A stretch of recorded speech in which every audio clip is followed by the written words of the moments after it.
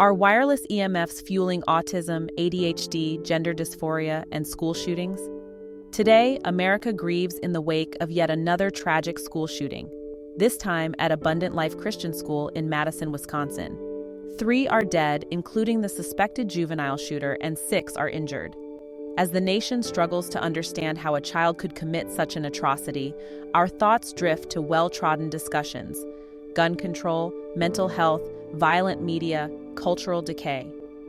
We must explore all these factors, but in doing so, we often overlook a deeper environmental variable, one that may quietly shape the neurological and developmental landscapes of our children. What if our increasingly EMF-saturated world, the sea of cell towers, Wi-Fi, smartphones, and 5G signals, plays a subtle but significant role in the surging rates of neurodevelopmental disorders like ADHD and autism, the rising tide of gender dysphoria, and even the fraying social and emotional capacities that form empathy and self-regulation? Could electromagnetic pollution be introducing entropic waste into the developmental blueprint, distorting trait transmission and nudging a fraction of vulnerable individuals toward behavioral extremes? To even consider this possibility begs the question, why are we so in the dark about EMF's non-thermal biological effects? Why do global authorities like the World Health Organization, WHO, the International Commission on Non-Ionizing Radiation Protection, ICNIRP, and national regulators cling to outdated models that treat radiation exposure as harmless unless it cooks your tissues? This is a story of scientific betrayal, regulatory capture, suppressed research, and a mounting body of evidence that demands we wake up. It is about how powerful industry interests, convenient scientific narratives, and archaic guidelines keep us blind to the invisible noise reshaping human health and development. In this megablog, we will examine the subtle links between EMF exposure, neurodevelopmental disorders, and behaviors that lead to tragedies like school shootings, reveal the great betrayal perpetrated by the WHO, ICNIRP, and regulators who have cherry-picked data, excluded critical frequencies, and ignored centuries of research to maintain an outdated thermal-only safety paradigm. Understand how non-thermal EMF effects disrupt cellular bioelectricity, hormonal signaling, and genetic integrity, potentially altering traits like attention, empathy, and gender expression. Draw on personal stories like that of RF Safe's founder John Coates, whose daughter's fatal neural tube defect may exemplify the catastrophic impact of entropic waste on development. Offer a call to action for transparency, independent research, local empowerment, and precautionary measures to protect future generations.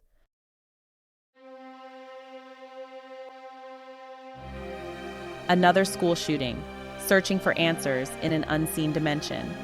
On December 16, 2024, Abundant Life Christian School in Madison, Wisconsin, became the latest scene of a national nightmare. A juvenile opened fire, leaving multiple victims wounded and 3 dead, including the suspected shooter. As investigators piece together motives, mental health struggles, family issues, cultural influences, we must also consider subtler environmental stressors that, over time, may degrade empathy, impulse control, and neurological stability. This is not about pinpointing EMFs as a direct cause of violence, but if EMF exposure contributes to ADHD-like behaviors, anxiety, memory deficits, or diminished emotional regulation in a subset of children, then it could be one part of a larger puzzle that, combined with other risk factors, pushes a vulnerable youth toward violence. The tragedy in Madison underscores the urgency of exploring all influences on developing brains.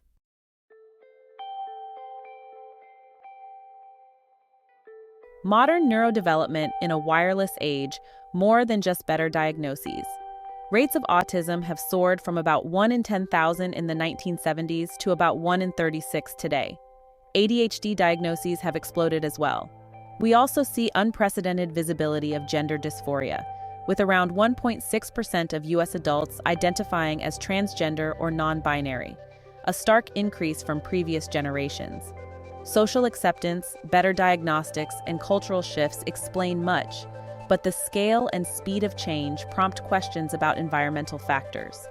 Human biology evolved in stable electromagnetic conditions, yet today's children swim in a soup of wireless radiation from infancy, Wi-Fi routers, cell towers, Bluetooth gadgets, and 5G signals saturate homes and classrooms. Emerging research suggests EMFs can disrupt neurotransmitters, alter gene expression, cause oxidative stress, and even reshape hormonal balances, factors critical for attention, empathy, and identity formation. If so, might these hidden influences help explain some of the dramatic shifts in neurodevelopmental and identity-related phenomena we've seen in the past few decades?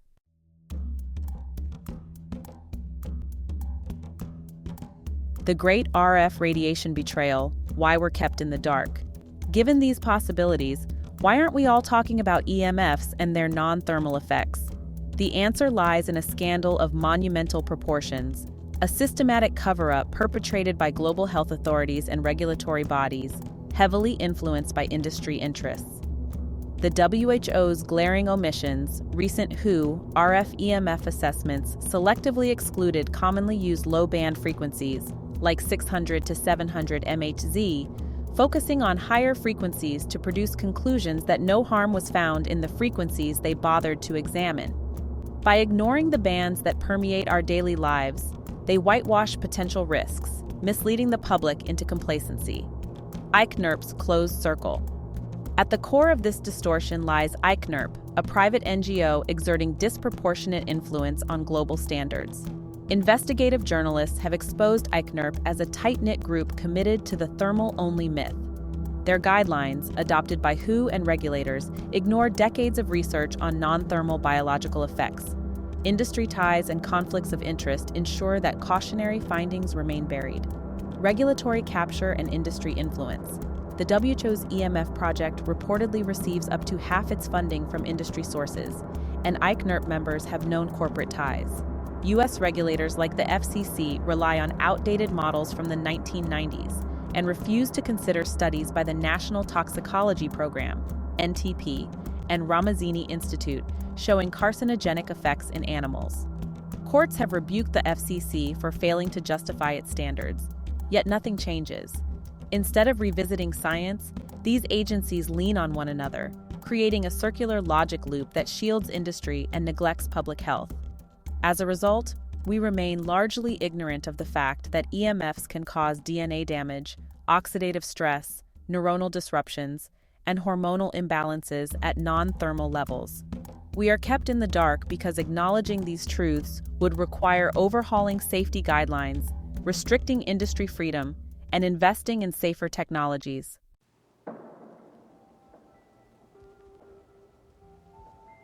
Non-thermal effects, the missing piece of the safety puzzle. The outdated thermal-only model holds that if EMFs don't burn your tissues, they pose no threat. Yet modern science, including thousands of studies conveniently ignored by WHO and ICNIRP, shows that non-thermal effects are real. DNA damage. Henry Lai and N.P. Singh's work in the 1990s revealed that RF radiation can break DNA strands. Repeated studies confirmed these findings, linking chronic low-level exposure to genetic damage. Oxidative stress. Over 11,500 studies show EMFs can induce oxidative stress, a root cause of inflammation, aging, and disease, including neurodevelopmental disorders. Neurological harm studies correlate EMF exposure with changes in the blood-brain barrier, cognitive function, and behavior. Prenatal exposure has yielded ADHD-like traits in animal models. If EMFs subtly degrade attention, emotional stability, or social cue recognition, they could amplify conditions like ADHD, autism, and related behavioral issues. Hormonal disruptions and gender dysphoria. Hormones govern puberty, gender expression, and emotional regulation. Emerging evidence suggests EMFs can affect hormone production and receptor sensitivity. While gender identity is multifaceted, an environment that distorts hormone signaling might nudge some individuals toward more fluid expressions of identity, contributing to the rising rates of transgender and non-binary identification. Non-thermal effects matter because they act at the molecular and cellular levels, quietly scrambling the biological instructions that guide development. If these instructions become low fidelity, traits that once passed through generations with relative stability may fragment, resulting in more neurodevelopmental disorders and identity uncertainties.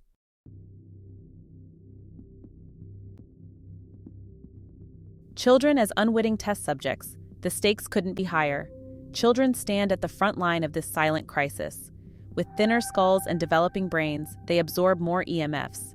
Today's kids grow up with a tablet in hand, a smartphone in their pocket, and Wi-Fi in every classroom. Studies link prenatal and early life EMF exposure to neurological and behavioral problems.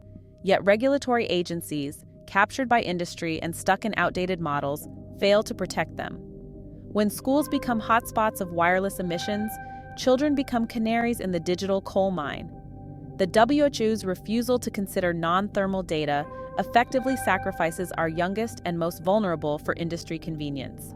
If we suspect that EMFs could tip some at-risk youth toward violent outbursts, as in today's school shootings, or contribute to rising ADHD and autism rates, ignoring these dangers is unconscionable.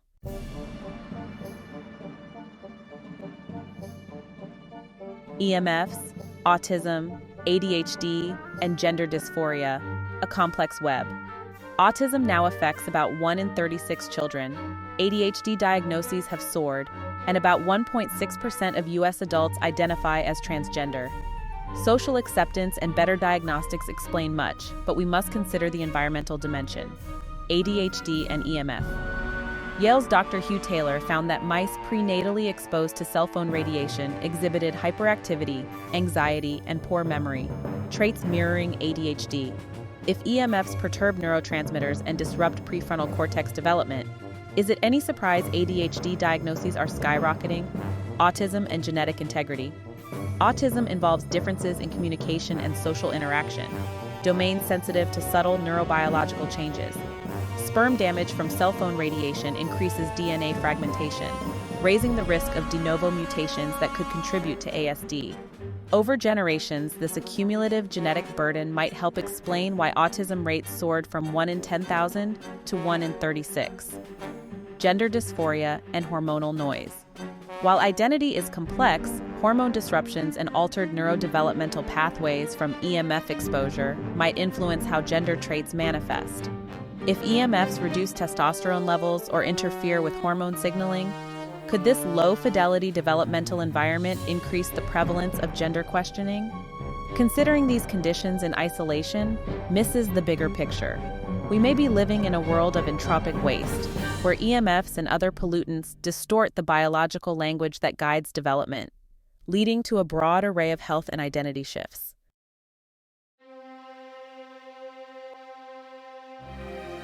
John Coates's personal story is a heart-wrenching one. John Coates, the founder of RF Safe, tragically lost his daughter, Angel Lee Coates, in 1995 to a severe neural tube defect. Just 2 years later, studies linked microwave radiation exposure to a 300% increase in neural tube disorders.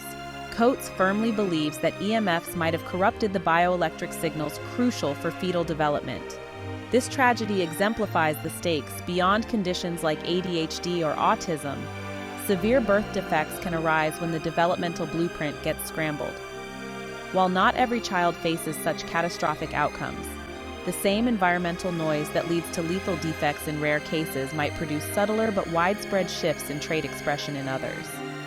Angel's story serves as a stark warning that we ignore entropic waste at our peril.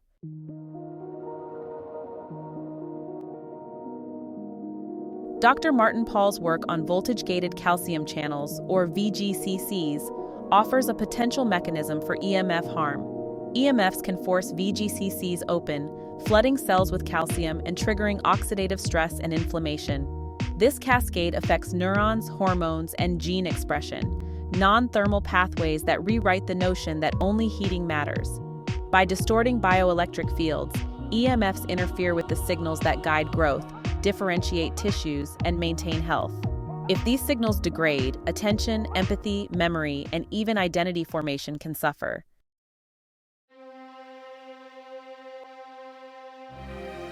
For over 130 years, Western agencies have pretended that Russian and Eastern European research documenting subtle, non-thermal EMF effects doesn't exist. These studies contradict the thermal-only model. Admitting their validity would topple the regulatory house of cards built on outdated assumptions. Had Western agencies integrated this legacy, we might have adopted stricter guidelines, spurring safer technologies and preventing much of today's developmental noise.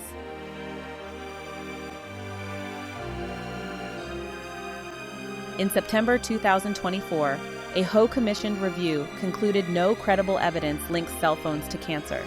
Dr. Oleg A. Grigoriev rebuked this, accusing the WO of choosing unqualified experts and ignoring crucial data.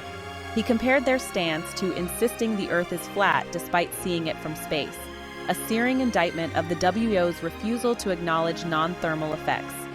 Just as society overcame the flat Earth myth, we must discard the thermal-only fallacy. Non-thermal mechanisms are real, documented, and harmful.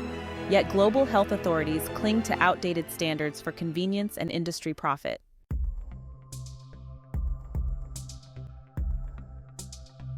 Regulatory capture explains why we remain in the dark. The WHO's EMF project may receive up to half its funding from industry. ICSNERT members maintain corporate ties. The FCC, after a 2021 court ruling, was found arbitrary and capricious in ignoring new evidence. Instead of revisiting the science, the FCC refers to the FDA, which in turn relies on FCC standards. Circular logic that absolves responsibility. Honest evaluation becomes impossible. Independent scientists like Dr. Leonard Hardell, who found links between cell phone use and brain tumors, are sidelined. NTP and Ramazzini studies showing tumor formation in rats are dismissed. The result, a public lulled into false security.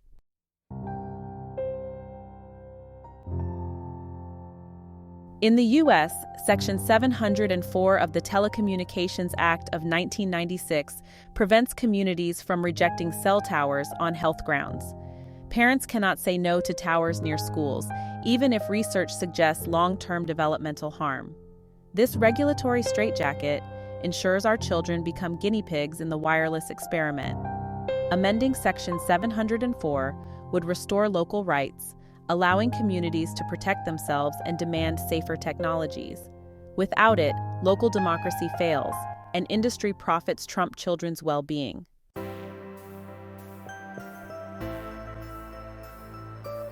Non-thermal effects are not only harmful, but potentially beneficial if understood. The FDA-approved TheraBionic device uses RF radiation at levels far lower than cell phones to treat inoperable liver cancer. This proves non-thermal interactions exist and can be harnessed therapeutically. By denying non-thermal bioeffects, regulators block medical innovation and keep us locked in a false binary. Safe if it doesn't cook you. Recognizing these subtleties could spur safer wireless designs, protective regulations, and novel treatments.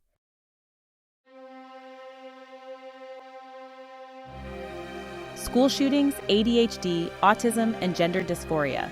The perfect storm. Back to the tragedy at Abundant Life Christian School. If EMFs contribute even slightly to emotional instability, impulsivity, or empathy deficits, they may create the conditions for extreme behaviors in at-risk youth. Combined with violent media, mental health issues, bullying, and easy gun access, EMFs become one more subtle stressor tipping the scale. This scenario applies broadly. EMF-induced bioelectric dissonance and hormone disruption might also help explain the rising tide of ADHD, autism, and identity exploration. We must investigate all environmental inputs to protect future generations.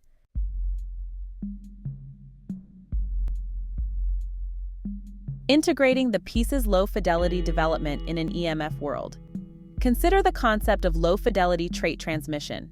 Traits like attention span, social cue recognition, or stable gender expression once passed through generations reliably. Today's environment may scramble these instructions, producing ADHD symptoms, autistic traits, or gender identity questions at higher rates. It's not about labeling conditions or identities as bad. It's about recognizing that environmental noise may amplify underlying variations, making previously rare conditions more common.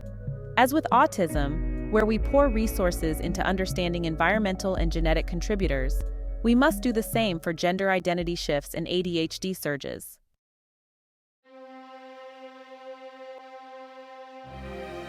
Angel Lee's story, a catastrophic breakdown, illustrates the stakes. John Coates' daughter, Angel Lee, who died from a neural tube defect, exemplifies what happens when developmental instructions fail catastrophically.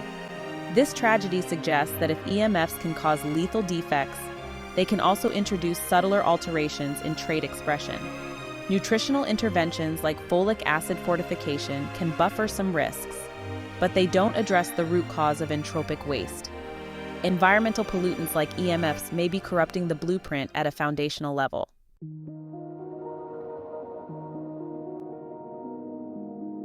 Mechanisms to consider: VGCCs, oxidative stress, and epigenetics.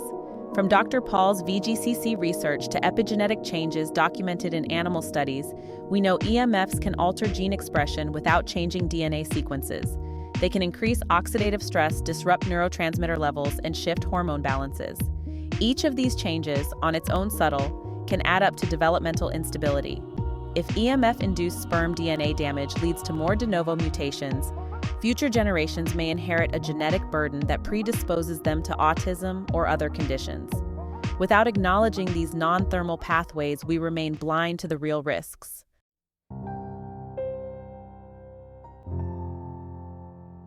The WHO's systematic whitewashing and the public's ignorance. Why aren't more people aware of these dangers? Because the WHO and ICNIRP provide an illusion of safety. Their selective frequencies, cherry-picked studies, and thermal-only fixation feed media narratives of no credible harm. Journalists echo these conclusions, and the public believes everything is fine. This complacency hinders action. Without public awareness and outrage, regulatory bodies have no incentive to change. Meanwhile, oxidative stress, neurological disruptions, and developmental anomalies multiply beneath our notice.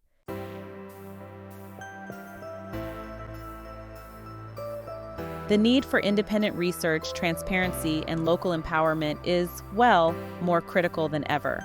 We can't rely on captured agencies to save us. Instead, we must fund independent, unbiased research that is free from industry ties. Lawmakers, they must hold hearings, amend outdated laws like Section 704, and require that safety standards reflect modern science. Communities, you see, must regain the right to protect themselves. Parents, teachers, and school boards should demand wired solutions over wireless where possible.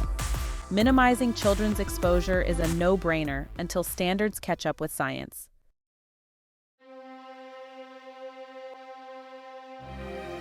The moral imperative protecting the future.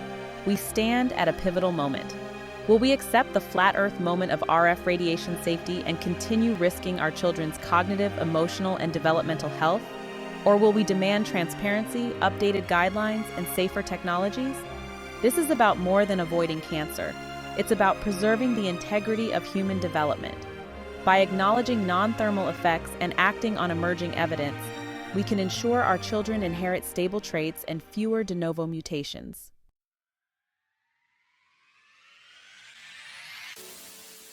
Calling on innovators and leaders. Entrepreneurs like Elon Musk could lead by example. Accepting that non-thermal effects exist and matter, Musk's ventures could champion safer satellite-based wireless solutions. If communities see these as less harmful than ground-level towers, adoption will skyrocket. Aligning with truth fosters trust and reduces regulatory battles. Just as Musk challenged automotive and aerospace industries, challenging the legacy wireless industry and acknowledging modern EMF science could reshape how we connect. When leaders step forward and refuse to hide behind outdated assumptions, change becomes possible. Restoring fidelity, high-fidelity trait, transmission, and a healthier future.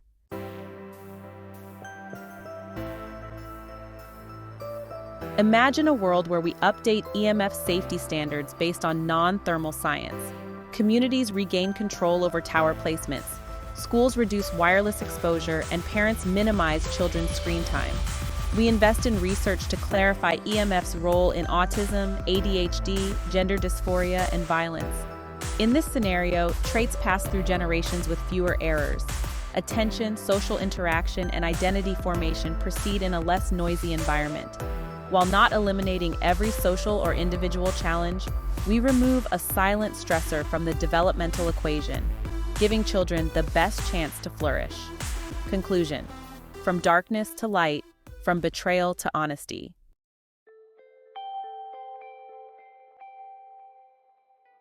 We started with a school shooting in Madison, a tragedy prompting us to consider invisible influences.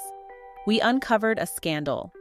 Global health authorities have betrayed public trust by ignoring non-thermal EMF effects. Industry-friendly frameworks prevent honest evaluations, leaving us blind to complex biological disruptions. But now we know the truth. EMFs can and do influence biology at non-thermal levels, potentially shaping developmental processes and trait transmission. ADHD, autism, and gender dysphoria may be partial signals that our environment is distorting the biological instructions that once passed reliably from generation to generation. We must end this darkness. Demand that the HO, ICNIRP, and the FCC integrate modern science. Repeal or amend Section 704 to restore local rights. Support independent research. Adopt precautionary measures to reduce exposure. Educate ourselves, our communities, and our policymakers. By acknowledging this reality, we pave the way to a brighter future, one where technology and health coexist in harmony, where children develop free from entropic waste, and where tragedies like today's shooting are less likely. The time for action is now.